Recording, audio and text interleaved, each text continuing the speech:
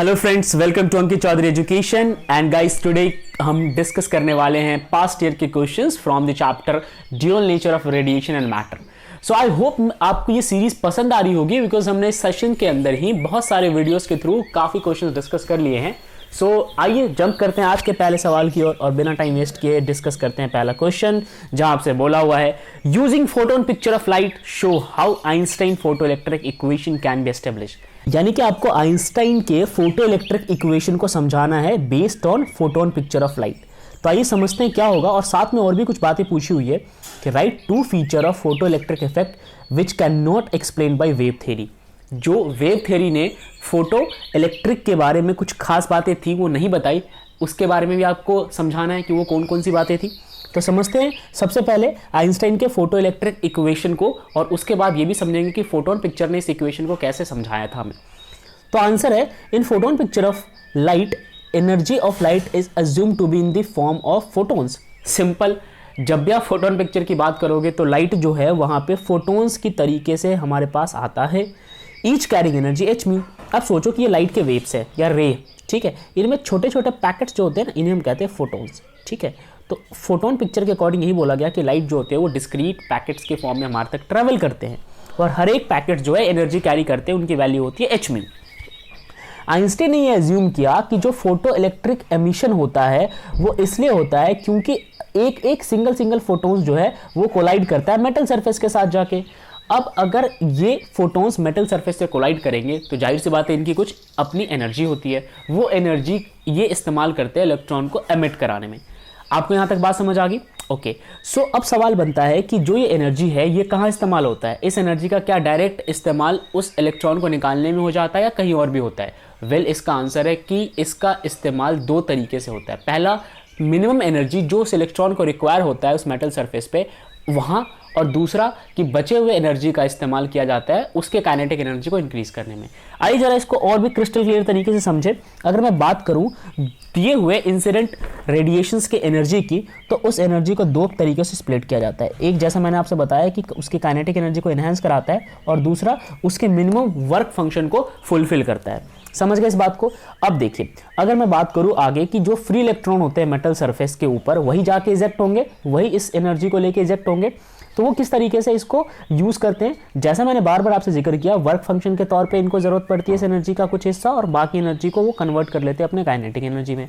तो अगर आप इसको इक्वेशन के तौर पे स्टेट करने की कोशिश करोगे तो आपको समझ आएगा कि energy is always equal to some part is going to convert into kinetic energy and remaining part is going to convert into work function, and work function is always mandatory, right. तो अब देखिए, मैं यहाँ पे kinetic energy को एक तरफ रहने दूं और बाकी वैल्यूज को दूसरी तरफ ले आऊं, यानी कि वर्क फंक्शन को मैं इस तरफ ले आऊं, तो आपको इक्वेशन कुछ ऐसा दिखेगा, ई माइनस में एच म्यू, ठीक है। अच्छा, एच म्यू लिखने से पहले मैं डायरेक्ट यहाँ पे वर्क फंक्शन लिख देता हूँ ओमेगा, और इस तरफ मैं रहने देता हूँ यहाँ पे काइनेटिक एनर्जी। अब देखिए, जो हमारे पास एनर्जी होती है, नॉर्मल एनर्जी जो लाइट की खुद की एनर्जी थी, उसको आप एच म्यू के फॉर्म में कन्वर्ट कर सकते हो। तो आप यहाँ पे चाहो तो एच म्यू लिख लो। अगर आप यहाँ पे एच म्यू लिख लोगे तो फिर ये इक्वेशन कुछ ऐसा दिखेगा, जैसा मेरा यहाँ पे राइट हैंड साइड में काइनेटिक एनर्जी है और इनका लेफ्ट हैंड साइड में काइनेटिक एनर्जी है। बाद में काइनेटिक एनर्जी को हाफ एम बी स्क्वायर में आप कन्वर्ट कर सकते हो। वेल, यही था आइंस्टीन का फोटो इलेक्ट्रिक इक्वेशन। तो आई होप आपको ये बात समझ आ गई होगी। आगे बढ़ते हैं और समझते हैं कि वो कौन से दो फीचर्स थे जो वेव थ्योरी ने नहीं समझाया था जब हम फोटो इलेक्ट्रिक इमिशन को डिटेल में समझ रहे थे। पहला, कि आपको एक बात पता चल गया होगा, जब भी फोटो इलेक्ट्रिक इफेक्ट होता है तो उस वक्त जो इलेक्ट्रॉन का एमिशन होता है वो बहुत ज़्यादा इंस्टेंटेनियस होता है, मतलब विद इन द सेकेंड वो इलेक्ट्रॉन्स एजेक्ट हो जाते हैं मेटल सरफेस से, जैसे ही लाइट की सुटेबल फ्रीक्वेंसी उस पर स्ट्राइक करती है। मगर ये बात वेव थ्योरी ने नहीं समझाई थी। तो आप यहाँ पर लिख सकते हैं कि instantaneous emission of photo electric या फिर फोटो इलेक्ट्रॉन्स को नहीं बताया गया था। Second, existence of threshold frequency, ये जिक्र कहीं भी नहीं किया गया वेव थ्योरी के अकॉर्डिंग कि एक मिनिमम फ्रीक्वेंसी की रिक्वायरमेंट होती है जिसको आप थ्रेशोल्ड फ्रीक्वेंसी कहते हो। Next, maximum kinetic energy of the emitter photo electron is independent of the intensity of incident light. ये बात भी समझ लीजिए कि जो काइनेटिक एनर्जी होती है किसी भी इलेक्ट्रॉन की, जब वो इजेक्ट कर रहा होता है तो वो इंटेंसिटी पे इंडिपेंडेंट होता है। इससे कोई फर्क नहीं पड़ता कि आपने ज़्यादा इंटेंसिटी की लाइट रे का इस्तेमाल किया या कम इंटेंसिटी का, काइनेटिक एनर्जी सबके एक बराबर होते हैं। अगर आपको काइनेटिक एनर्जी बढ़ाना है तो आपको फ्रीक्वेंसी इंक्रीज करना पड़ेगा इंसिडेंट रेडिएशन का। ये बात समझ गए?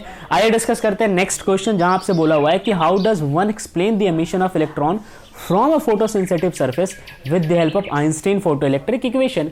आइंस्टाइन के फोटोइलेक्ट्रिक इक्वेशन का इस्तेमाल करके आप किस तरीके से एमिशन ऑफ इलेक्ट्रॉन को समझाओगे। आइंस्टाइन की फोटो इलेक्ट्रिक इक्वेशन की तो अभी मैंने आपको समझाया था कि फोटो इलेक्ट्रिक इक्वेशन होता है h mu is equal to phi naught plus में काइनेटिक एनर्जी। अब ये फाई नोट या फिर ओमेगा एक ही बात है, ये वर्क फंक्शन को रिप्रेजेंट करता है। एच म्यू आपकी एनर्जी थी और काइनेटिक एनर्जी आपको पता है। यहाँ पे समझते हैं कि जब आप एक फोटोन को एक सुटेबल एनर्जी के साथ इंसिडेंट कराते हो किसी भी मेटल सरफेस पे, तो उसका कुछ पार्ट जो है वो यूटिलाइज हो जाता है उसके वर्क फंक्शन में, जैसे कि यहाँ पे ये वर्क फंक्शन है, और बाकी का जो पार्ट है वो इस्तेमाल किया जाता है उसके काइनेटिक एनर्जी को इन्हेंस करने में। तो ये दो जो डिटेल्स है यहाँ से आपको समझ आ गई। आगे एक न्यूमेरिकल दिया हुआ है आपसे जहाँ पे बोला हुआ है कि work function of the following metal, दो मेटल है, एक सोडियम है और एक आपके यहाँ पे पोटेशियम दिया हुआ है, साथ में एमओ हमारे पास एक और मेटल है, इनके अपने अपने वर्क फंक्शन दिया हुआ है, साथ में निकल भी है। और आपसे बोला हुआ है कि which of these metal will not cause photo electric emission of radiations of wavelength 3300 angstrom.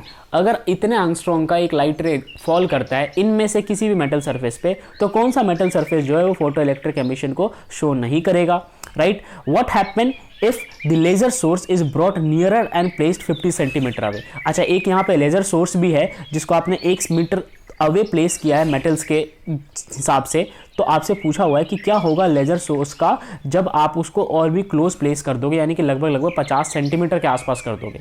तो सबसे पहले समझते हैं कि होने क्या वाला है। ये देखो, सीधा सीधा आप इस आंसर को डिस्कस करोगे तो जो एनर्जी का फॉर्मूला होता है वो आपको पता है कि एच सी बाई लैम्डा होता है। वैसे तो एच म्यू होता है, मगर आप म्यू को कन्वर्ट कर लो, सी बाई लैम्डा आ जाएगा। प्लैंक्स कांस्टेंट की वैल्यू पुट कर दीजिए, स्पीड ऑफ लाइट की वैल्यू पुट कर दीजिए, और यहाँ पे आप पुट कर दीजिए अपने लैम्डा की वैल्यू। अब यहाँ पे आपका लैम्डा क्या है, लैम्डा आपके पास गिवन था 3300 एंगस्ट्रॉम, जिसको आप मीटर में कन्वर्ट कर लीजिए। बहुत ईजिली वो मीटर में कन्वर्ट होके आपके पास एज आंसर आ जाएगा। अब जब सारी वैल्यूज़ को आप पुट कर लोगे तो आप यहाँ पे देखो, सबसे सिंप्लीफाइड वर्जन सेम फॉर्मूला है। यहाँ पे आपने एच की वैल्यू पुट करी, यहाँ पे स्पीड ऑफ लाइट पुट करी, और यहाँ पे आपने पुट वो वेवलेंथ की वैल्यू, साथ में आपने इसको कन्वर्ट कर लिया जूल के अंदर, राइट। तो जब आप यहाँ से एनर्जी निकालोगे तो एनर्जी निकल के आ जाएगी आपके पास 3.75 इलेक्ट्रॉन वोल्ट। अब जब आप इसको कंपेयर करोगे ना गिवन क्वेश्चंस के अंदर डिफरेंट मेटल्स की रिक्वायर्ड एनर्जी के हिसाब से, तो आपको समझ आ जाएगा। जैसे यहाँ पे सभी मेटल्स की अपनी अपनी इंडिविजुअल एनर्जी गिवन है, ठीक है। तो कंपेयर करने के बाद आपको आइडिया लगेगा कि कौन सा मेटल निकाल पाएगा और कौन सा मेटल नहीं निकाल पाएगा इलेक्ट्रॉन को। तो यहाँ पे लिखा हुआ है कि the metal which have more work function value than this will not show photoelectric emission. जाहिर सी बात है ना, जिस मेटल की रिक्वायरमेंट ही इससे ज़्यादा एनर्जी की है वो तो फोटो इलेक्ट्रिक एमिशन को शो ही नहीं कर पाएगा, क्योंकि वो इलेक्ट्रॉन्स को नहीं निकालेगा। और जिन भी मेटल्स की एनर्जी इनसे कम है वो जरूर फोटो इलेक्ट्रिक एमिशन को कर पाएंगे। तो ये हमारे कुछ क्वेश्चंस थे आज के लिए। अब कुछ क्वेश्चंस जो आपको खुद सॉल्व करके लाने हैं, आप वीडियो पॉज करके इस क्वेश्चंस को नोट डाउन कर लीजिए, और मैं उम्मीद करता हूँ आप ये क्वेश्चंस कर पाएंगे। मिलते हैं अगले सेशन में। जय हिंद।